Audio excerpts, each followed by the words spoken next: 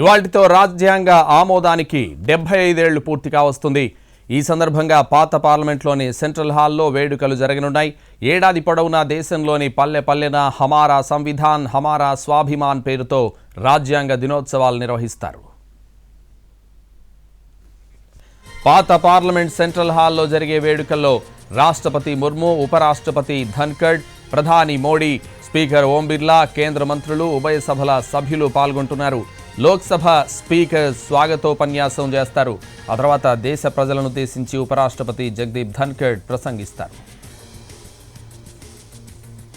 ఆ భవనంలోనే రాజ్యాంగ సభ 1949 నవంబర్ 26న రాజ్యాంగాన్ని ఆమోదించగా 1950 జనవరి 26న రాజ్యాంగం అమల్లోకి వచ్చింది. 75వ భారత రాజ్యాంగ దినోత్సవాల జ్ఞాపకార్థం నాణ్యం, పోస్టల్ స్టాంప్ను విడుదల చేస్తారు. తర్వాత సంస్కృతం, మైథిలి భాషల్లో భారత రాజ్యాంగం ప్రతులు విడుదల చేస్తారు. ఆ తర్వాత దేశ ప్రజలను ఉద్దేశించి రాష్ట్రపతి ద్రౌపది ముర్ము ప్రసంగిస్తారు.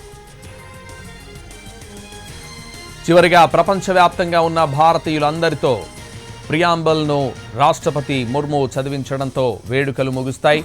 ఏడాది పొడవునా జరిగే వేడుకల్లో రాజ్యాంగ పీఠిక, సామూహిక పఠనం వంటి కార్యక్రమాలు నిర్వహించనున్నట్లు కేంద్ర సాంస్కృతిక శాఖ ప్రకటించింది. ఈ మేరకు నగరాలు, గ్రామాలు, పాఠశాలల్లో రాజ్యాంగ ప్రవేశికను సామూహికంగా చదివించే కార్యక్రమాలు ఏర్పాటు చేయనున్నట్లు తెలిపింది. తెలుగు రాష్ట్రాల్లోని ప్రభుత్వ ఆఫీసుల్లో రాజ్యాంగ దినోత్సవ వేడుకలు జరగనున్నాయి.